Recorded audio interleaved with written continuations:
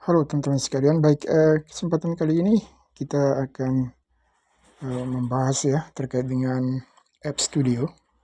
Ada updatean informasi terbaru ya di beranda aplikasi kita masing-masing. Jadi tentunya masing-masing Pioneers Pi Network sudah melihat terkait dengan Pi App Studio, namun banyak sekali, saya yakin banyak sekali yang masih belum paham terkait dengan Pi App Studio ini ya. Karena ada saran instruksi dari Pi Core Team untuk para pioneers bisa membuat aplikasi.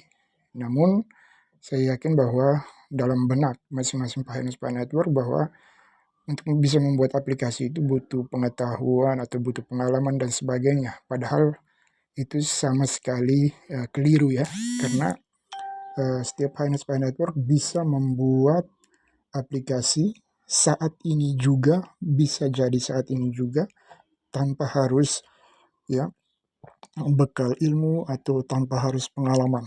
Ya, caranya sangat mudah, perhatikan baik-baik.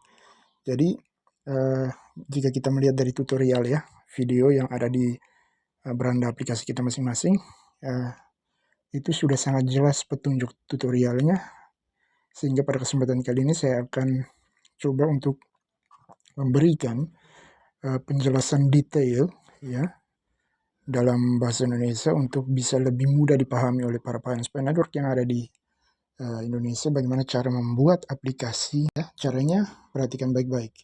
Jadi kita masuk ke Pi Browser, lalu klik App Studio, nanti akan muncul tampilan seperti ini. Lalu kita klik dulu di chatbot seperti ini. Setelah itu lanjut klik Create New App di bawahnya. Create New App, nanti muncul tampilan seperti ini. Anda klik di kolom sebelah atas, Domain Knowledge.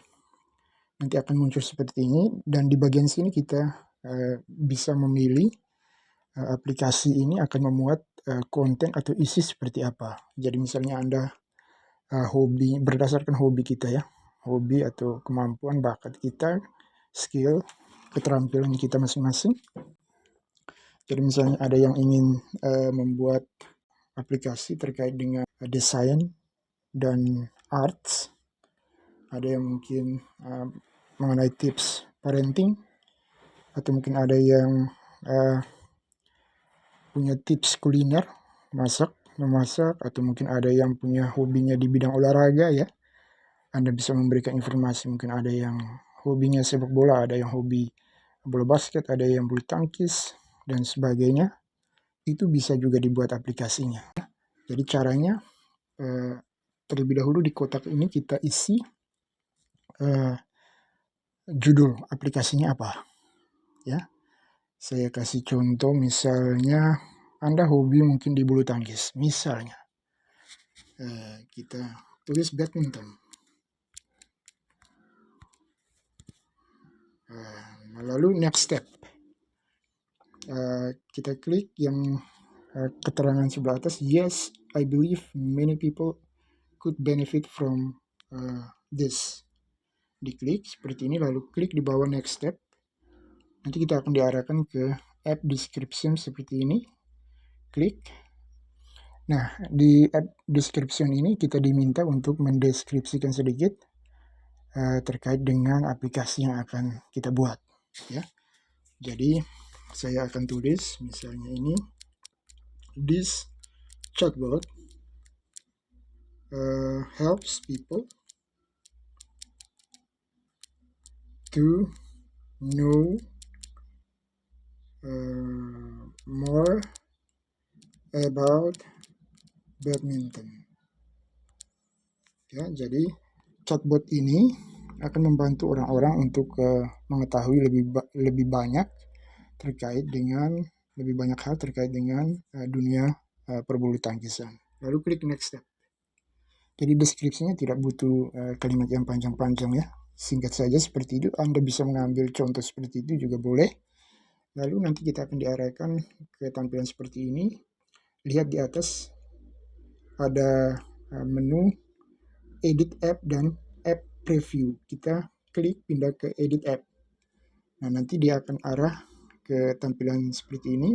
Ada dua kolom yang kosong di sini yang harus kita isi, yaitu custom instruction dan juga knowledge information. Untuk custom instructions ini maksudnya instruksi yang bersifat umum.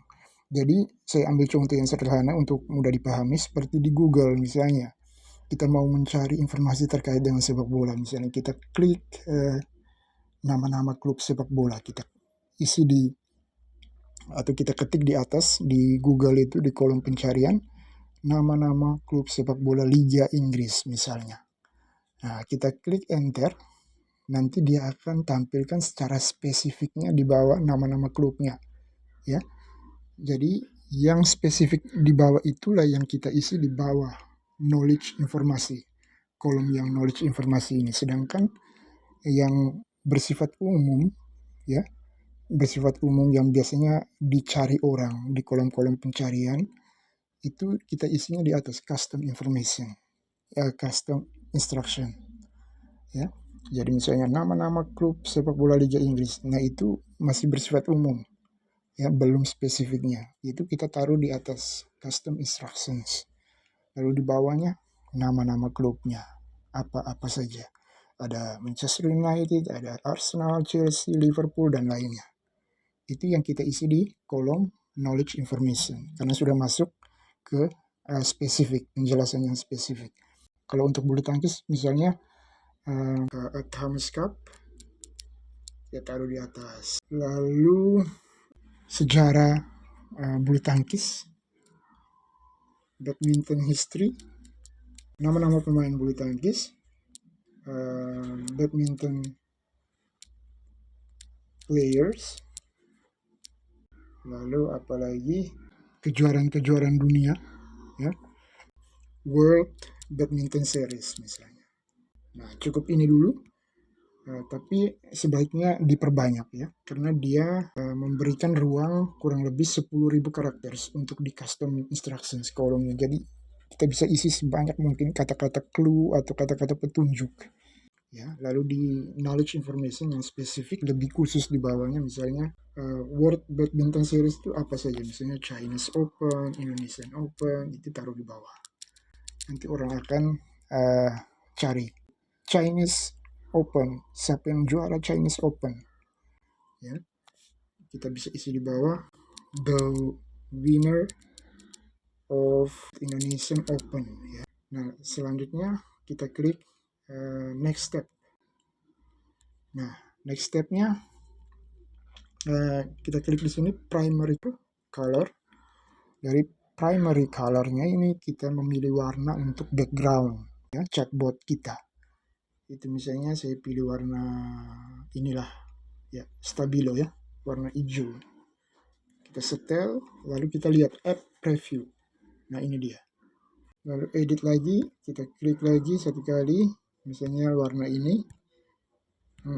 Ya, ini dia, ya, untuk background dari AI assistant kita. Ya, jadi nanti kalau orang mencari informasi terkait dengan bulu tangkis, orang tinggal klik apa nama siapa juara bulu tangkis, misalnya Indonesian Open atau Chinese Open tahun lalu. Nah, orang tinggal ketik di bawah, jawabannya muncul. Ya. Kita kembali lagi edit app di atas, klik kembali next step. Ya, edit app. Lalu berikutnya di sini kolom ini kita this is the first message you see when they open your chatbot.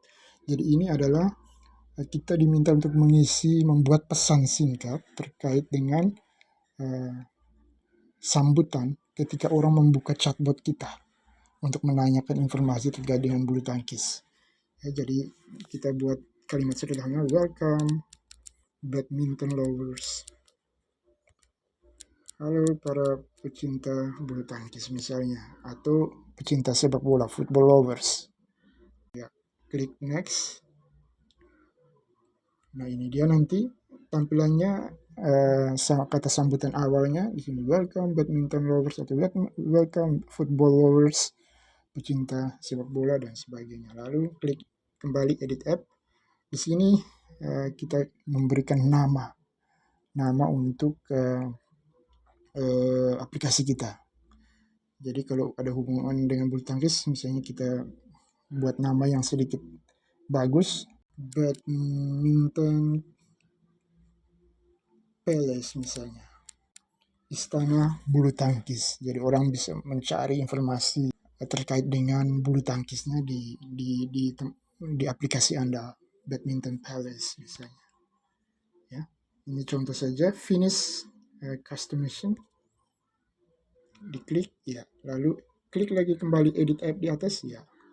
You have finished your customization. Jadi pembuatan aplikasi sudah selesai.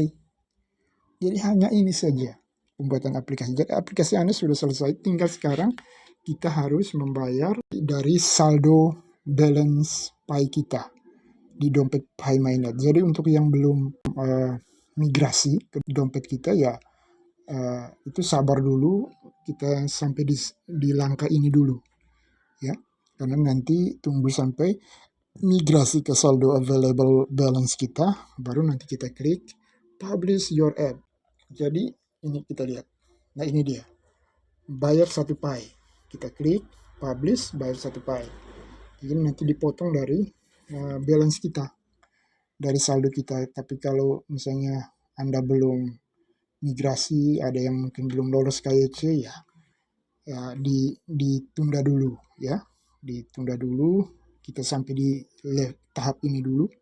Nanti kalau sudah migrasi, baru nanti kita buat sampai dengan pembayarannya, agar aplikasi kita bisa di launching, di publish ya, dimunculkan ke publik.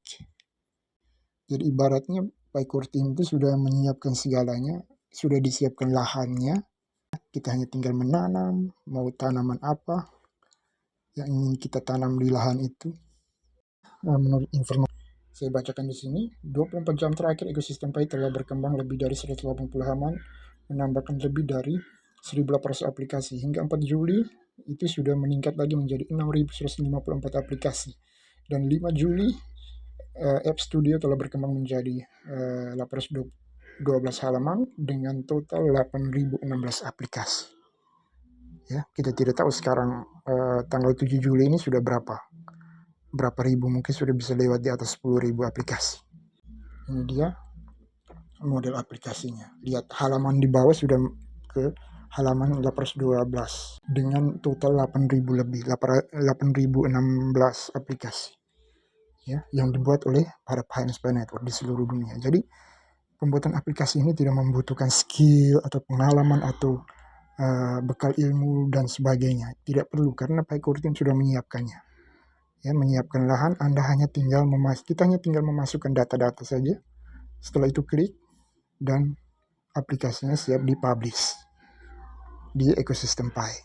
Oke? Jadi sangat mudah, silakan disebarkan ke berbagai grup edukasi dan silakan buat aplikasi Anda menurut hobi, bakat, keterampilan Anda dan sebagainya. Dalam bidang apa saja, seni, olahraga, musik dan sebagainya bisa. Oke? Terima kasih dan sampai berjumpa kembali di video saya selanjutnya.